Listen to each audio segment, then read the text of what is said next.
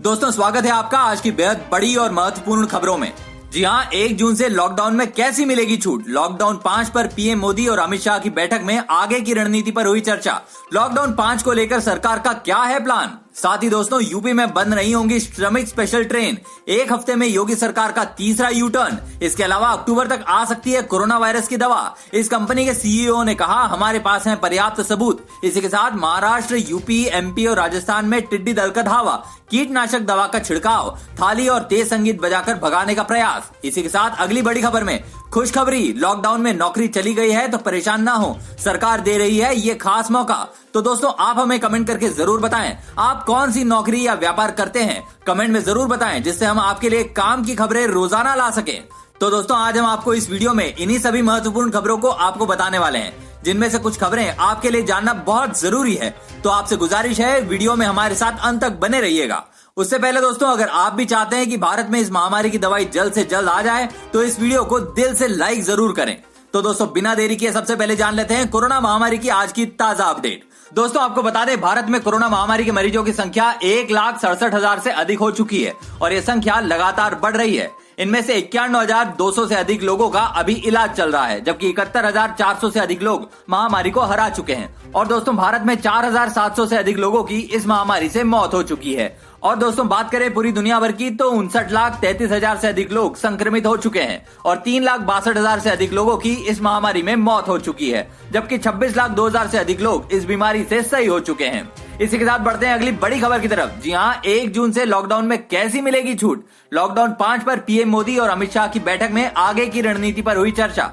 Lockdown 5 को लेकर सरकार का क्या है प्लान। दोस्तों आपको बता दें लॉकडाउन 5 को लेकर प्रधानमंत्री नरेंद्र मोदी और गृह मंत्री अमित शाह की बैठक करीब 2 घंटे तक चली। पीएम आवास पर हुई इस बैठक में कैबिनेट सचिव राजीव गाबा, गृह सचिव ए.के. भल्ला और पीएमओ के अधिकारी भी मौजूद रहे। सूत्रों के मुताबिक इस दौरान गृह मंत्री अमित शाह ने पीएम मोदी को राज्यों के मुख्यमंत्रियों के साथ हुई बातचीत का ब्यौरा भी दिया। साथ ही बैठक में लॉकडाउन की आगे की रणनीति पर चर्चा हुई। आपको बता दें कि लॉकडाउन के चौथे चरण की मियाद 31 मई को पूरी हो रही है। ऐसे में सरकार इस बात पर लगातार मंथन कर रही है कि आगे की स्थिति कैसी हो। लॉकडाउन जारी रखने या नहीं रखने का फैसला लेने से पहले केंद्र ने तमाम राज्यों से उनके सुझाव मांगे हैं। इसी सिलसिले में गृह मंत्री अमित शाह ने गुरुवार को सभी राज्यों के मुख्यमंत्रियों से फोन पर बात की और उनसे लॉकडाउन 4 के बाद क्या किया जाए और क्या नहीं, इन सब बातों को लेकर राय मांगी है। राय देने के लिए केंद्र ने राज्यों को शनिवार तक का समय दिया है। गौरतलब है कि कोरोना वायरस महामारी के चलते देश भर में 25 मार्च से ही लॉकडाउन जारी है। महामारी को रोकने के लिए सरकार अब तक 4 बार लॉकडाउन की मियाद को बढ़ा चुकी है। हालांकि वर्तमान में कोरोना अपना और भयावह रूप दिखा रहा है। अब देश में करीब 7,000 कोरोना के मामले रोजाना सामने आ रहे हैं। दोस्तों क्या सरकार को लॉकडाउन को आगे बढ़ाना चाहिए? अपनी राय कमेंट में जरूर बताएं। और इसी के साथ बढ़ते हैं अगली बड़ी खबर की तरफ। जी हां, यूपी में बंद नहीं होंगी श्रमिक स्पेशल ट्रेन। 1 हफ्ते में योगी सरकार का तीसरा यू टर्न। दोस्तों आपको बता दें प्रवासी मजदूरों के लिए चलाई जाने वाली श्रमिक स्पेशल ट्रेनों के अगले हफ्ते से बंद होने का आदेश अब योगी सरकार ने वापस ले लिया है। पहले सरकार का कहना था कि अब दूसरे राज्यों में यूपी जाने वालों की संख्या इतनी नहीं रह गई है कि स्पेशल ट्रेन या बस की जरूरत पड़े, लेकिन अब योगी सरकार ने आदेश संशोधित करते हुए कहा है कि पूरे देश से राज्य के श्रमिकों को वापस लाने के लिए ट्रेनों का निःशुल्क संचालन जारी रहेगा। बता दें कि ये 1 हफ्ते में योगी सरकार का तीसरा यू टर्न है। इसके अलावा आपको बता दें अपर मुख्य सचिव गृह अवनीश अवस्थी ने कहा अब तक 27 लाख मजदूर यूपी वापस आ चुके हैं। उन्हें ट्रेन और बस से निःशुल्क सेवा उपलब्ध कराई गई थी। ये सेवा आगे भी जारी रहेगी जब तक कि सभी मजदूर वापस सुरक्षित नहीं आ जाते हैं। राज्य सरकार के एक प्रवक्ता के अनुसार मुख्यमंत्री ने कहा है कि उत्तर प्रदेश सरकार विभिन्न राज्यों से श्रमिकों की सुरक्षित वापसी के लिए प्रतिबद्ध है। आपकी इस खबर पर क्या राय है? कमेंट में जरूर बताइए। दोस्तों बढ़ते हैं अगली बड़ी खबर की तरफ। जी हां, महाराष्ट्र, यूपी, एमपी और राजस्थान में टिड्डी दल का धावा, कीटनाशक दवा का छिड़काव, थाली और तेज संगीत बजाकर भगाने का प्रयास। दोस्तों आपको बता दें टिड्डी दल के हमले से बचाव के लिए राजस्थान, मध्य प्रदेश, महाराष्ट्र और उत्तर प्रदेश में सरकारी कर्मचारियों ने जहां एक तरफ भारी मात्रा में कीटनाशक का छिड़काव किया तो वहीं दूसरी तरफ लोगों ने थाली और तेज संगीत बजाकर भी इन्हें भगाने का प्रयास किया। दिल्ली, हरियाणा, हिमाचल प्रदेश, तेलंगाना और कर्नाटक में सरकारों ने टिड्डी दल के पहुंचने को लेकर अलर्ट जारी किए हैं। आपको बता दें एफएओ ने कहा कि पिछले कुछ दिनों में भारत में टिड्डियों के वयस्क समूहों का आना हुआ है और ये भारत पाकिस्तान सीमा से पूर्व की ओर बढ़ रहे हैं। एफएओ ने ताजा सूचना में कहा कि टिड्डियों के झुंड उत्तरी भारत की ओर चले गए हैं। राजस्थान के पश्चिम भाग से आए टिड्डियों के समूह राज्य के पूर्वी हिस्से तथा मध्य प्रदेश और महाराष्ट्र जैसे मध्यवर्ती राज्यों की ओर बढ़ रहे हैं। हरियाणा ने पड़ोसी राजस्थान और कुछ अन्य राज्यों में टिड्डी दल के फसलों पर हमले के बाद 7 जिलों में हाई अलर्ट जारी किया है। दोस्तों आपकी इस खबर पर क्या राय है, कमेंट करके जरूर बताएं। इसी के साथ बढ़ते हैं अगली बड़ी खबर की तरफ। जी हां, समय से लगा दी गई सेना, वरना भारतीय सीमा में ज्यादा अंदर तक घुसने की फिराक में थे ये चीनी सैनिक। दोस्तों आपको बता दें, पिछले कुछ दिनों से लद्दाख में भारत चीन सीमा पर तनाव की स्थिति बनी हुई है। कुछ समय पहले तो दोनों सेनाओं के बीच झड़प भी हुई थी। दोनों देशों की सेनाएं आमने सामने आ चुकी हैं। चीन ने तो भारतीय सीमा में घुसने की कोशिशें भी शुरू कर दी थी, लेकिन सीमा पर पर्याप्त सुरक्षा बल तैनात किए जाने की वजह से स्थिति पर काबू किया जा सका। दोस्तों आपको बता दें, न्यूज एजेंसी ANI को मिली जानकारी के अनुसार जब चीनी सेना ने LAC पर गालवान नाला एरिया में मई के पहले ही सप्ताह में सेना तैनात करना शुरू किया, तब उनकी मंशा थी कि वो भारतीय सीमा में ज्यादा अंदर तक घुस सके। शुरुआत में तो इसे टालने की कोशिश की गई, लेकिन बाद में भारतीय सेना ने सुरक्षा बल की तैनाती कर दी और चीन के प्लान को फेल कर दिया। सूत्रों के अनुसार सेना तैनात करने की वजह से भारत को चीनी सेना को भारतीय सीमा में ज्यादा अंदर तक घुसने से रोकने में मदद मिली। गालवान नाला एरिया में चीनी सैनिक 114 ब्रिगेड के काफी पास में मौजूद हैं। दोस्तों इस खबर पर आपकी क्या राय है, कमेंट में अपनी राय जरूर दें। इसी के साथ बढ़ते हैं अगली बड़ी खबर की तरफ। जी हां, 3840 में से सिर्फ 4 ट्रेनें लेट पहुंची। 90% ट्रेन समय पर, कोई रास्ता नहीं भटक सकती, रेलवे बोर्ड। दोस्तों आपको बता दें, देश में कोरोना वायरस महामारी के कारण लॉकडाउन लगा हुआ है। इस दौरान भारतीय रेलवे राज्यों के साथ मिलकर प्रवासी मजदूरों को घर पहुंचाने के लिए श्रमिक स्पेशल ट्रेनें चला रहा है।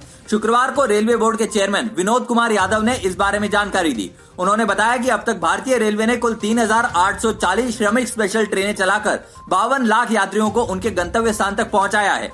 दोस्तों आपको बता दें, प्रेस कॉन्फ्रेंस के दौरान इस बात को खारिज किया कि ट्रेनें अपना रूट भटककर दूसरे गंतव्य पर पहुंच रही है। साथ ही इससे भी इनकार किया कि ट्रेनें लंबे समय के लिए लेट हो रही हैं। उन्होंने कहा कि एक मीडिया रिपोर्ट में कहा गया था कि एक ट्रेन सूरत से सीवान 9 दिनों में पहुंची थी। ये फेक न्यूज थी। वो ट्रेन 2 दिनों में सूरत से सीवान पहुंची थी। 3840 में सिर्फ 4 ट्रेनें ही ऐसी हैं जिन्होंने गंतव्य स्थान पहुंचने में 72 घंटे से अधिक लिए। दोस्तों आपकी इस खबर पर क्या राय है, कमेंट में जरूर बताएं। इसी के साथ बढ़ते हैं अगली बड़ी खबर की तरफ। जी हां, अक्टूबर तक आ सकती है कोरोना वायरस की दवा। इस कंपनी के CEO ने कहा, हमारे पास है पर्याप्त सबूत। दोस्तों आपको बता दें, अमेरिका की बड़ी दवा कंपनी फाइजर के CEO अल्बर्ट बोर्ला ने टाइम्स ऑफ इजराइल के साथ बातचीत में कहा है कि कोरोना वायरस महामारी के इलाज की दवा इस साल अक्टूबर तक तैयार हो सकती है। उन्होंने कहा, अगर चीजें ठीक से चली तो हमारे पास इस बात के पर्याप्त सबूत हैं कि इस साल अक्टूबर के अंत तक कोरोना वायरस की दवा होगी।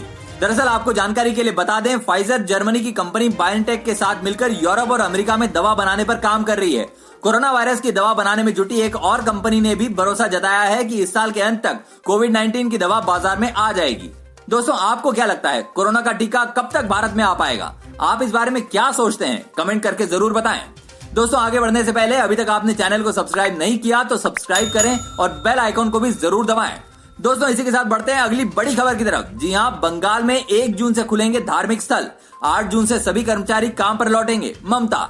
दोस्तों आपको बता दें, कोरोना संकट को लेकर शुक्रवार को पश्चिम बंगाल की मुख्यमंत्री ममता बनर्जी ने प्रेस कॉन्फ्रेंस में कहा कि राज्य में धार्मिक स्थल 1 जून से खोल दिए जाएंगे, लेकिन इसके लिए कुछ जरूरी बातें भी होंगी जिसका पालन करना होगा। ममता ने घोषणा की है कि 1 जून से सभी धार्मिक स्थल सुबह 10 बजे से खोले जाएंगे। आपको बता दें, ममता बनर्जी ने प्रेस कॉन्फ्रेंस में कहा कि किसी को भी धार्मिक स्थलों पर इकट्ठा होने की इजाजत नहीं दी जाएगी। एक समय में केवल 10 व्यक्तियों को ही जाने की अनुमति होगी। इसके साथ ही उन्होंने कहा कि धार्मिक स्थलों पर सैनिटाइजेशन की पूरी व्यवस्था हर हाल में होनी चाहिए। मुझे उम्मीद है कि भारत सरकार भी इसे स्वीकार करेगी। दोस्तों आपकी इस खबर पर क्या राय है, कमेंट में जरूर बताएं।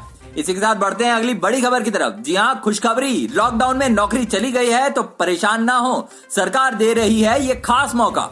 दोस्तों आपको बता दें, नौकरियों को लेकर सरकार के मंत्रालयों में तेज हलचल है। लॉकडाउन के चलते कई लोगों को अपनी नौकरी गंवानी पड़ी है और जॉब सीकर्स बहुत हैं। ऐसे में श्रम और रोजगार मंत्रालय का कहना है कि लॉकडाउन के बीच मंत्रालय ने नेशनल करियर सर्विस प्रोजेक्ट के तहत 76 ऑनलाइन जॉब मेला लगाया जाएगा। आगे और भी मेले लगाए जाएंगे। NCS के तहत अब तक कुल मिलाकर 73 लाख लोगों को जॉब दिया गया है। वहीं ऐसे बहुत से लोग हैं जिनके टैलेंट को निखार कर एक सही दिशा देकर उन्हें और भी अच्छी जॉब के लायक बनाया जा सकता है। इसलिए मंत्रालय ने कहा है कि हम TCS कंपनी के साथ मिलकर ऑनलाइन करियर स्किल ट्रेनिंग की शुरुआत कर रहे हैं। इसमें इंडस्ट्री की डिमांड के हिसाब से लोगों को ट्रेनिंग दी जाएगी। इसमें personality development, corporate etiquettes, presentation skills सिखाए जाएंगे। ये कोर्स हिंदी और इंग्लिश में उपलब्ध होगा। इसके लिए www.ncs.gov.in पर अधिक जानकारी ली जा सकती है। वहीं वित्त मंत्रालय भी देश में लॉकडाउन के चलते कितनों की जॉब गई, कितनों की सैलरी कटी, ऐसे आंकड़े हासिल करने में जुटा हुआ है और इसके लिए श्रम मंत्रालय से उसने डेटा भी मांगा है। दोस्तों आप इस लॉकडाउन में किस तरह की नौकरी करते थे, कमेंट में जरूर बताएं। तो दोस्तों ये थी आज की कुछ महत्वपूर्ण और ताजा खबरें। उम्मीद करते हैं इससे आपको काफी कुछ महत्वपूर्ण जानकारी मिली होगी। बस इसके बदले में इतना ही चाहते हैं कि आप इस वीडियो को अपने सभी दोस्तों और रिश्तेदारों के साथ फेसबुक, व्हाट्सएप पर जरूर शेयर करें, जिससे वो दिन भर की बड़ी खबरों से अपडेट रह सकें।